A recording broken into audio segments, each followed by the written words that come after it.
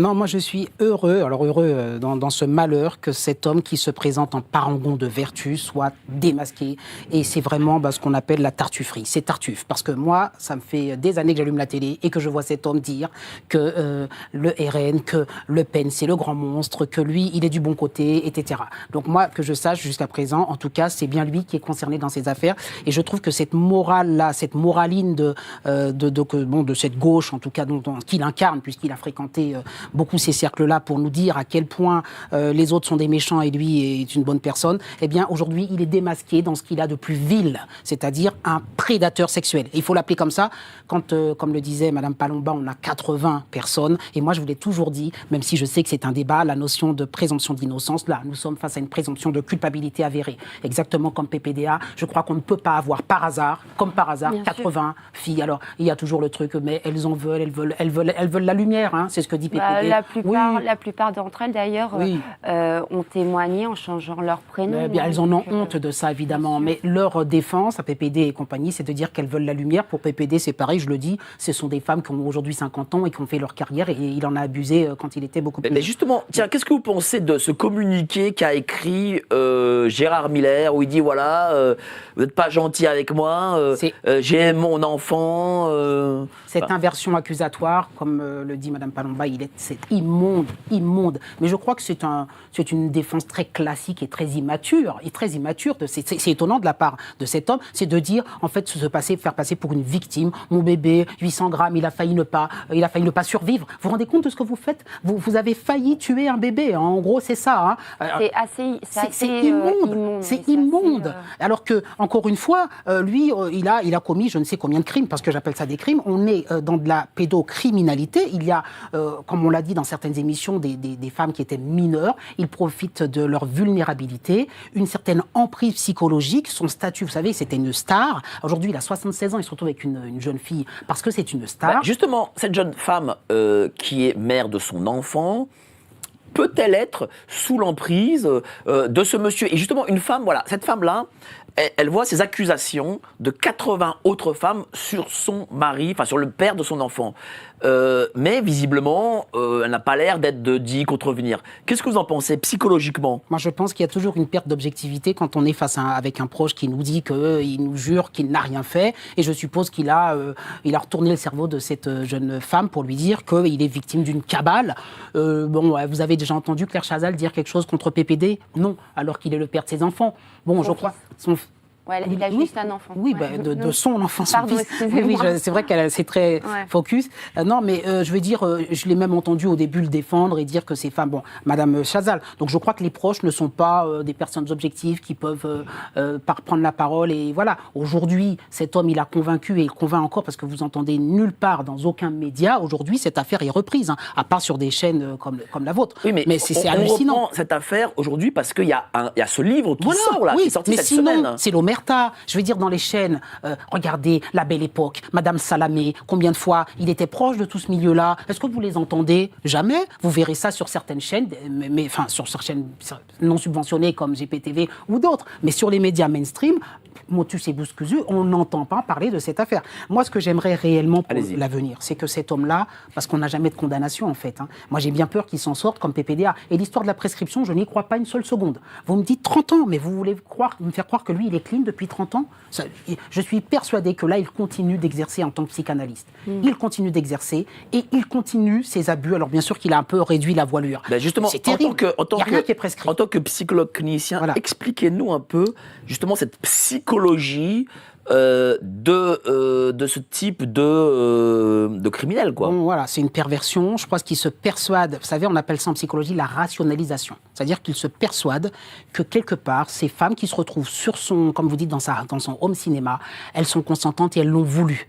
Donc je crois qu'il ne va pas nier une partie des rapports et des relations qu'il a lus, comme PPDA ne nie pas avoir eu des rapports, mais elles étaient consentantes. PPDA veut nous faire croire que quand il avait 60 ans, les jeunes filles de 18 ans raffolaient d'être avec cet homme-là. Et donc je crois qu'il rationalise et il se croit, je sais pas, comme vous dites, avec un certain pouvoir. Et il y a un sentiment de surpuissance. Voilà, de surpuissance. Et puis aussi, je pense, excusez-moi. Oui, non, allez-y. Je pense en fait que ces gens-là sont aussi très érotomanes. Moi, je l'ai beaucoup vu dans les milieux de télé, en fait.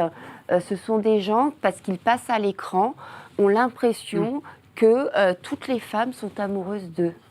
Ça, c'est quelque chose que j'ai beaucoup constaté à la télé, de gens connus, qui pourtant ressemblent à rien. Tu penses à Cyril Hanouna ? Non, pas du tout. Non, mais arrête de me mettre tout le temps dans la je crois. Alors, l'érotomanie, c'est une psychose, et c'est une partie de la psychose, et c'est vrai que c'est une pathologie. Généralement, l'érotomanie, c'est plutôt... On a toujours des cas concrets de personnes qui ne sont pas connues et qui admirent les icônes comme lui, et ça serait plutôt dans le truc inverse. Mais j'entends, de manière globale, qu'il a une perte d'objectivité sur son physique et sur le fait qu'il puisse plaire ou pas. Je crois qu'il se surestime dans le côté, dans l'approche, comme PPDA d'ailleurs, dans le côté où je vais... Et il croit réellement, c'est ce que j'appelle la rationalisation, que ces filles ont voulu être dans son home cinéma. Or, elles étaient quoi, puisqu'on va parler du mode opératoire? Elles étaient dans l'admiration d'un homme, comme vous l'avez dit, c'est le beau-frère de la personne... De Jacques Lacan. De Jacques Lacan, qui est très, très... Non, Qui est Jacques Lacan? C'est un grand psychanalyste qui a, entre guillemets, révolutionné la psychanalyse après Freud sur des notions comme, je ne sais pas si vous connaissez le stade du miroir. Non, le stade du miroir, c'est de 6 mois à 18 mois que l'enfant se reconnaît dans le miroir, et il a développé des concepts comme le symbole,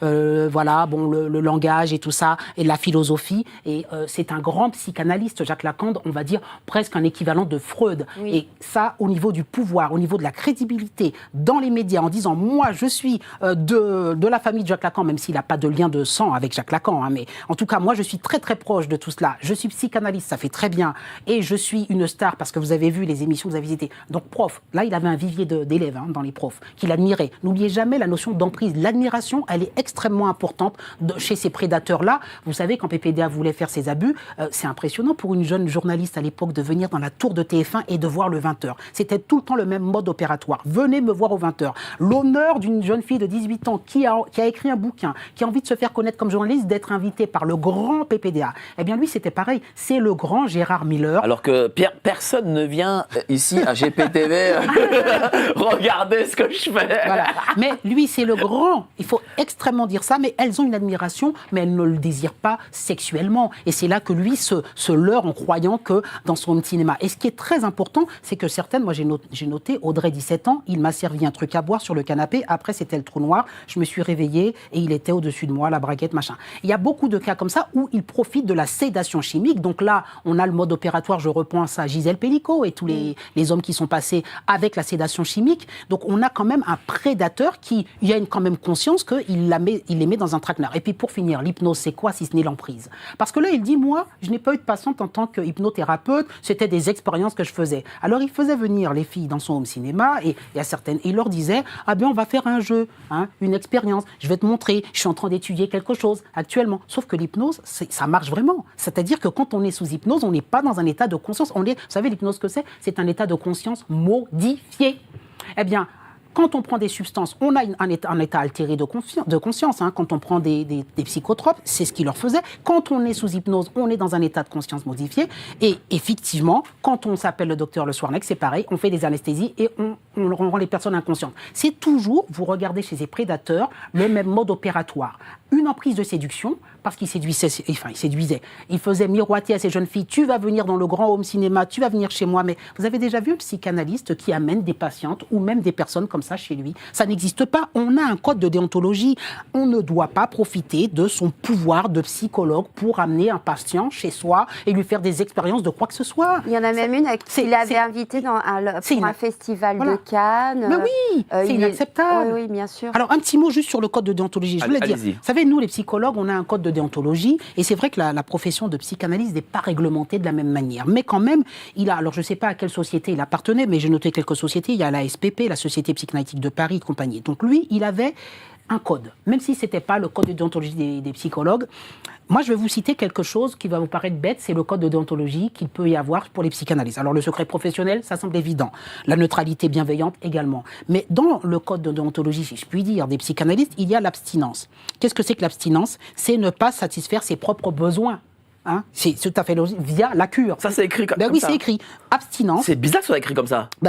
Oui, abstinence, ça Bah, fait penser... c'est bizarre. Oui, mais- Je veux dire, dans le code, imaginez code de boucher, de je sais pas quoi, de vendeur de chaussures, abstinence. Pourquoi? Enfin, je sais pas, Parce qu'on sait que c'est une relation asymétrique et qu'on doit s'abstenir de satisfaire ses propres besoins via la cure. C'est tout à fait normal. Et l'autre point, ça s'appelle l'interdiction des relations duales. Qu'est-ce que c'est? C'est éviter tout simplement les liens avec la famille, les liens avec les amis et surtout tout ce qui est les patients doivent être des personnes que vous ne connaissez pas et vous ne devez pas mêler les choses. Mais quand on voit l'histoire de Gérard Miller, tout est mélangé. Il profite de ses émissions, c'est à vous, toutes les émissions là que j'ai notées, pour pouvoir, on va pas se gêner.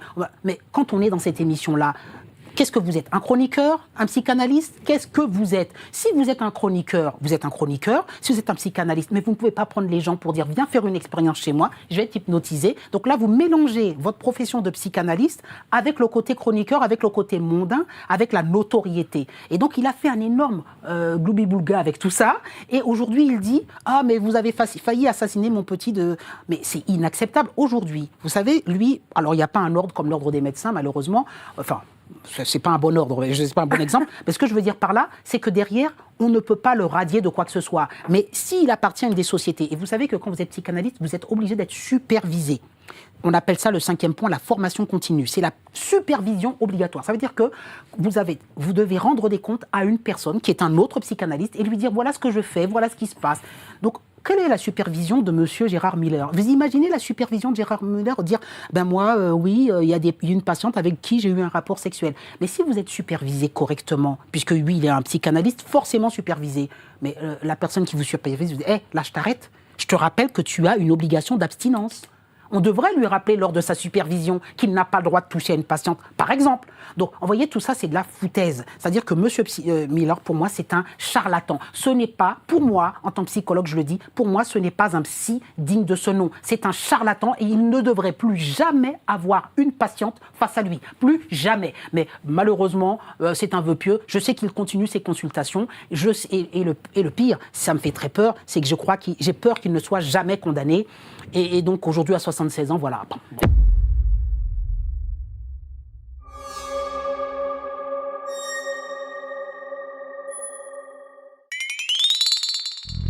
Yeah.